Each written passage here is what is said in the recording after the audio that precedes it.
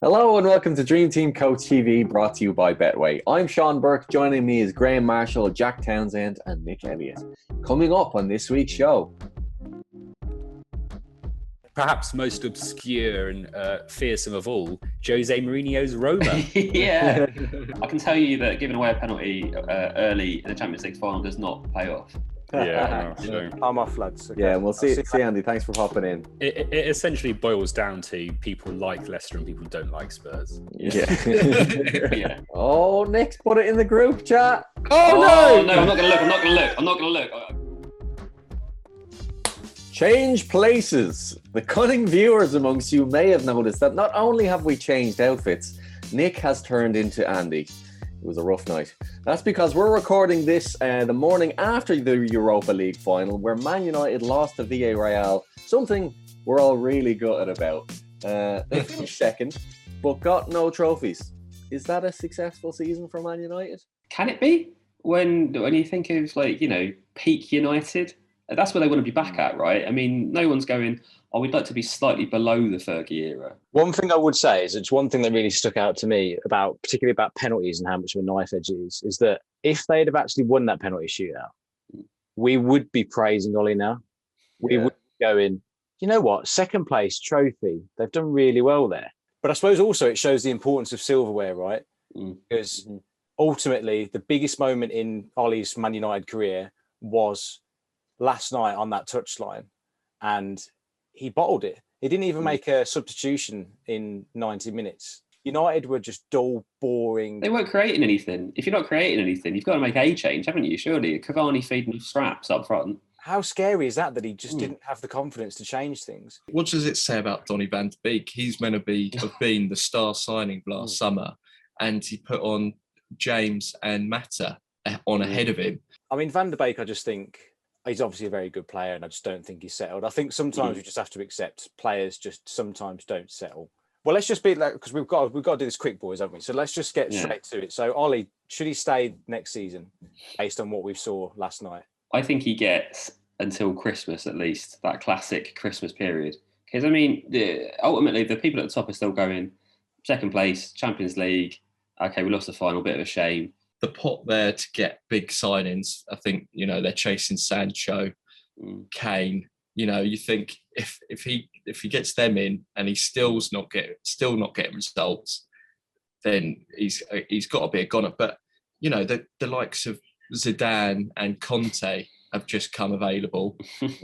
Conte's a serial winner, isn't he? I mean, I'm going to stay true to my general feeling on managers, and I do think they deserve more time than what all of them get. And from that perspective, I think Solskjaer at the end of the day, second place with United, in the grand scheme of things, isn't amazing, but actually considering where he's taken this club from and the issues, and also just, obviously the issues that every club's faced this year, it's good that he's managed to steady the ship. And there's big clubs that are not, Arsenal aren't even playing European football next year, and yet United have been comfortably in those spots all season, really. So I'd say he's got one more big moment, one more Champions League quarter-final, and if he loses it to a pretty bang average team, I think that's the moment. I think he's got to prove it the next time he's in one of these moments. Well, back to our normal places, Sean? Is that? Yeah, I think so. Yeah, just I'm off, lads. Okay. Yeah, and we'll see Andy. Thanks for popping in. Yeah, no worries. Now it's time for our 4 to Score challenge. This week, our sponsor Betway has set us a picture challenge looking back at some historic Champions League finals. What I need you fellas to do is name the years that they're from. I think this is going to be a tough one, so I've also given you a chance to get a bonus point for naming the stadiums that they were played in. Okay, here we go. Picture 1. If none of us get the year, which could happen. I've got the year, mate. Don't worry about that. Oh, okay, yeah. Right, okay, yeah. I was going to say, if anyone didn't, on maybe one of the harder ones later, because obviously we've all got this, is it just the closest wins, or is it a no-pointer? I think it's just no points. Okay. I've included a bit of extra detail. I've included the score and all the scorers. Don't get bonus points for that. I know 2 of my facts are right, but I don't know about the things that actually matter. All right. Okay. Well, he's named the players expertly. You can see one of the names. The answer is 2013, which you all got correct, and the stadium was Wembley, which Nick and Graz got. Photo 2. Here we go. Oh Lord, that was that one. Throwback. I don't know why you're all including this extra info. It's not gonna. Sorry, I've not included any extra info. Okay, well, the answer was 2004, which Graz got right and Nick got right, and the stadium was the Schalke Stadium, Gelsenkirchen. Jack said Villa Real Stadium. Nice. In 2001. He also said Porto. Yeah, very keenly spotted there. Porto. He said Jose, which I presume you mean Mourinho.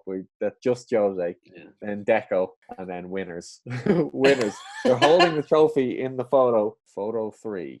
You like a bit of Deco? That's right. I didn't even. Yeah, it's made another appearance. You can't use that now, Jack. I've said it. I can't remember when this song was played. Well, this one stumped a few yet. So the year was 2006. Which Nick got correct, but the venue was the Stade de France. So Jack, you said Bernabeu. Nick, you said again. Nick, you said San Siro, right? So I also get a point for the correct sport. Did you put in the sport? Football.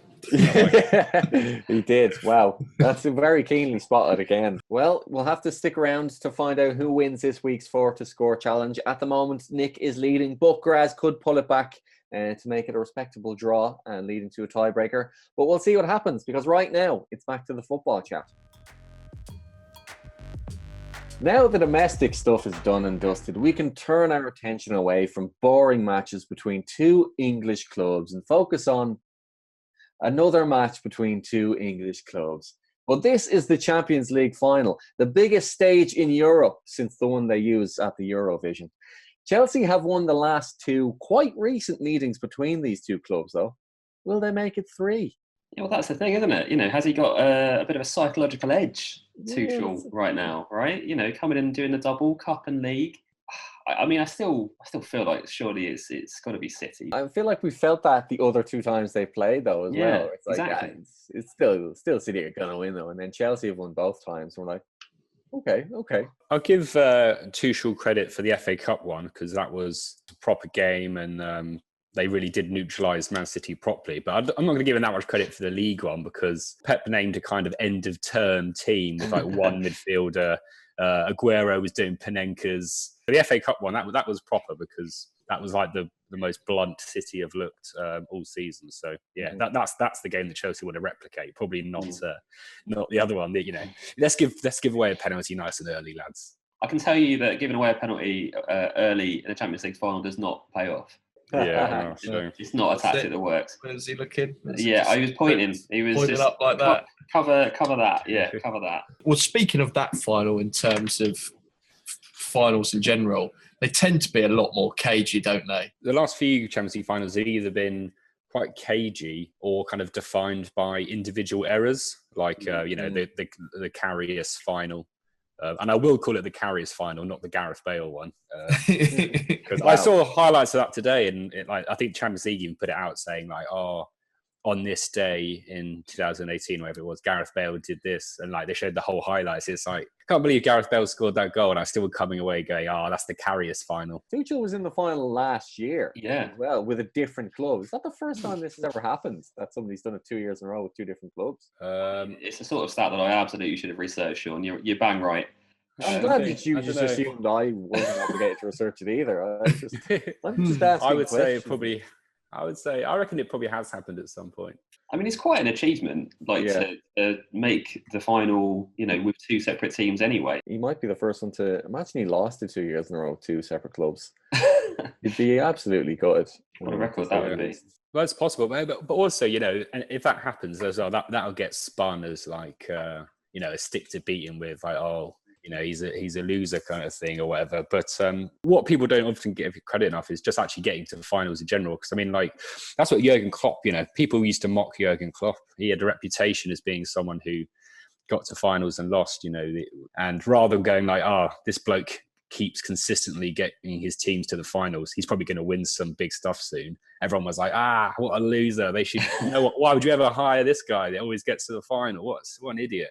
And then he won the Champions League and the Premier League. And it's like, oh, God, who could have seen this happening? Well, yeah, that's kind of what happens. Like, if you keep getting to finals, you're probably going to end up winning stuff. So same thing with Tuchel, even if he does lose this and lost the FA Cup final, you might see a similar thing, but actually, in the long term, you probably do want the bloke that gets you to the final. It's the bottle narrative that we've definitely spoken about before, that you have to be in a position to win something to be considered a bottler. But if you're there already, you're doing better than so many other teams. Well, actually, speaking of the bottle narrative, what do you think? How would I'm probably putting words into your mouth here, Franz. Go ahead. How would the what would the public response have been to Leicester's slip up if that had been Spurs? You know what I mean? Yeah, it's a fair point. Spent whatever, I can't remember what the stat is. It's like over 90% of the last 2 seasons in the top 4 and didn't make Champions League either season. If that was Spurs, you wouldn't be able to log onto the internet without accidentally liking a bottle meme. And that, but because it's Leicester and they're supposed to be like, they're kind of like the crusaders against the Super League evil, and everyone kind of quite likes them. It's like, oh well, great effort to even be there in the first place. I mean, it's just so interesting how the narrative switches depending on what club. Because if that was Spurs, I understand it with Leicester, because Leicester did the unthinkable when they won the league, and that's kind of given them this sort of, I don't know how many years it's going to last, but I think that Leicester could get away with doing absolutely awful things for the next 10 years, and no one would care. It essentially boils down to people like Leicester and people don't like Spurs. Yeah. Like you can dress it up however you want, like, fitting narratives, or that's actually essentially what all football boils down to. While most of the talk this week has been build up to the Champions League final, there have been a few whispers about Spurs qualifying for next year's Europa Conference League. Whispers like Dinbot and how do you pronounce that?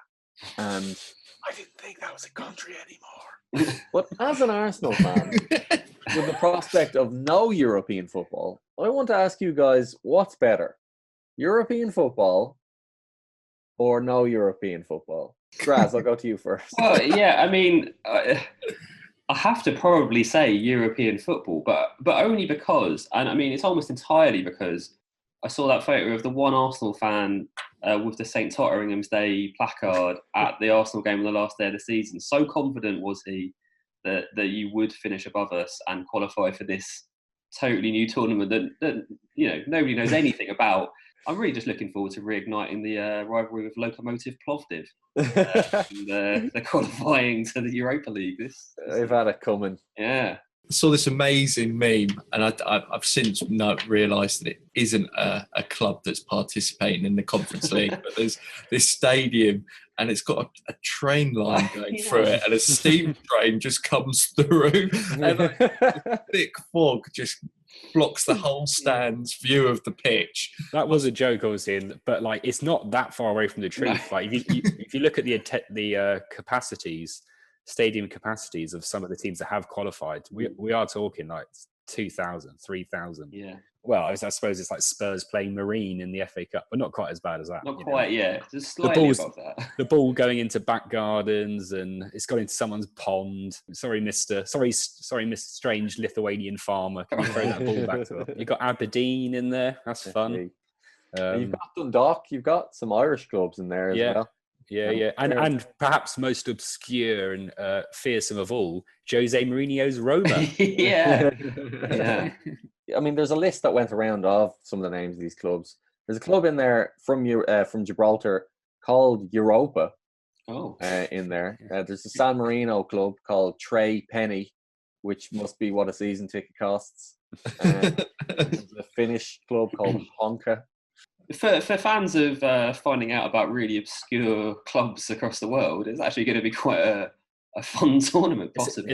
It's essentially an elaborate geography test. Yeah. Spurs' only target this campaign was to prove to Harry Kane that we were still pushing for the top prizes in international, in world football and what have you. And you have. I mean, Levy's definitely going to say that to him, isn't he? He's saying he's going to have an honest conversation with Daniel Levy, or whatever the quote was. Yeah. I mean, honestly, Harry, we have got European football. Yeah, exactly. You can check. No. I recorded the conversation. I said, I promise you, European football. Yeah. Arsenal are out of Europe for the first time since 1996. You've never not known Arsenal win Europe in some capacity. No, that's it. Yeah. At first, it was just pure Champions League. Yeah. And then it was like, okay, Europa League. Okay, I can get on board with this.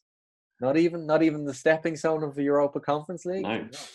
So that was the other side of this coin. As silly as a competition as it might end up being, how do you feel not even getting that? Well, I'm sure there are other top 6 clubs who, in the past 10 years or since I've been supporting, haven't qualified for Europe. Like, I'm sure like Liverpool and Chelsea have had a couple of shocker seasons where they didn't. But nobody talks about that because, they go up and down. But Arsenal have been on such a consistent downward slope. Yeah. We need a graph now. Yeah. Where it's like, okay, finishes, you kind of need bullet points like this to show that we're going the wrong way. But do you think that's why, in a certain way, it's been allowed to continue to slide? Because if Liverpool or Chelsea, dropped out of the Champions League and Europa one season, they'd be like, what on earth's happened there? And there'd be some investment, or they'd kick out a manager, Chelsea would kick out a manager for anything. But yeah, like. Did you see that the form table basically from the 15th week of the season until the end, so until the 38th, only Man City got more points than Arsenal. It just doesn't sound right, does it? Yeah. You look at that, you think, no, I don't believe it. I don't believe it, but it's correct. So for the last 2/3 of the season, essentially, only City got more points than Arsenal, and it shows kind of 2 things. Well, one, just how bad they were in the first third, but also that actually, kind of against all logic, they are quite good. It's so hard to get your head around, mostly because as well, I suppose you're thinking about there's some standout performances. I mean, like the Villarreal Europa semi when they barely mustered a shot on target when they're desperately trying to score one goal. That is mad, Nick, to hear that. It does defy logic. I mean, the perception of Arsenal's season has definitely been that they've been like awful the entire time, whereas that literally can't be true. It's not, and actually, that there might be some reasons that should be hopeful for next season, because if they haven't got another competition to worry about, in the Europa Conference, and if they do maintain what they have done for the last 2/3 of this season, then actually they will be in the top 4. But it's just kind of hard to square that with like public opinion and what you what you observe when watching the games. And even for Arsenal fans themselves, like when I saw that going around on Twitter, the people that were most in disbelief about it were actual Arsenal fans themselves. And one more reminder that Dream Team Euros is now available to play. It's the perfect fantasy football game to accompany this summer's tournament, not least because it's free to play and there's a £50,000 jackpot up for grabs. On the topic of the Euros, Southgate just announced his England squad. Nick, will you be using any English players in your team? Well, I will, but I mean, I'm going to have to wait until Southgate actually names his proper squad rather than just every Englishman in the country. I mean, I don't know if you know, I don't know if you saw, but me and Jack were on the list. He's kind of he's delaying the decision even further by announcing a 33-man squad. So he's named this team, right? Why did he need to name it? I don't know who this benefits, because if he just had a list, right, I'm okay with Southgate in his little book writing down 33 players and then over 2 weeks going, okay, right, well, he got an injury in the Champions League final, or this happened, or I've heard this about training, or it turns out he's a whatever, right? Why do we need to know? Because everyone's now going to spend 2 weeks speculating on why he's going to get rid of this player. From an England fan's perspective, it's still pretty good. I mean, there's more than 26 genuinely really good players in that. Yeah. I mean, we've got four right backs in the squad, so he's kind of delaying that. That one. Yeah. I think the main things would be, Reece James versus Trent Alexander-Arnold. I think most people would say Trent Alexander-Arnold, especially like his form in the last couple of months. Like he's kind of back to his old spot. You know, in this season where he's supposedly been under par and all, you know, and not his usual self, he still provided 7 assists in the league, which by a normal right back standard in any other season is a really good haul. What I won't take in this conversation is what I've seen on Twitter so much of, the Kieran Trippier slander, right? That tweet doing the numbers of why is Trippier in a team? Oh, he scored that free kick 3 years ago. That was pretty good. He won the La Liga with Atletico this season, and they were much worse when he had his ban. Yeah, he was genuinely one of their better players. Yeah, I'm glad you brought that up. I'd literally seen that tweet as well. There is such nonsense on the internet in terms of football comments. You would not believe. Here, it just defies all logic and sense because somebody's got an idea in their head. But I'm like, he literally just won La Liga like a week ago. Tell me you only watch the Premier League without telling me you only watch the Premier League. Exactly. That's it. On to the next point. If it doesn't happen in the Premier League, it didn't happen. Well, we have to find out who won our 4 to Score challenge this week. It looked like Nick was running away with it, so let's see what happened. All right, last photo. I think this is going to be a tough one, though. It's not really a bonus point, but see if you can spot Antonio Conte's former hairline. Oh, I think I've seen it. Yeah, goodness, that's something else. I mean, his hair transplant has done wonders. Yeah, so there's hope. I love how he's committed to the long hair, though, despite the fact that it's going from the middle outwards. There's no business in the front, but there's an awful lot of party in the back. Yeah. Oh, Nick's put it in the group chat. Oh no, I'm not gonna look. I can't see it. I've got the photo open. Delete it. I promise you I'm not looking. Delete it. Oh god. Jack's just sent his answer through. You haven't. Come on, Jack.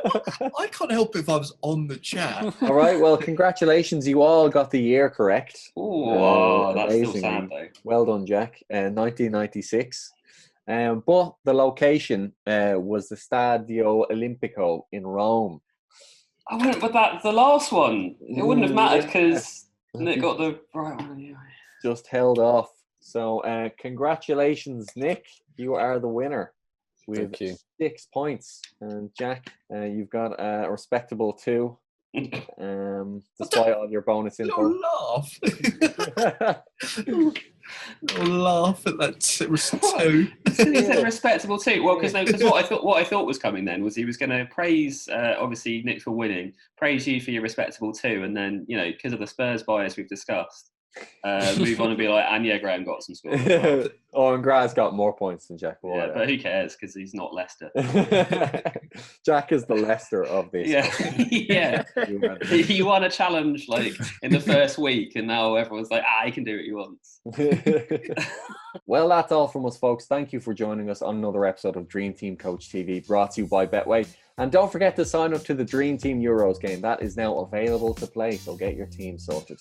Take care, and we'll see you again next time.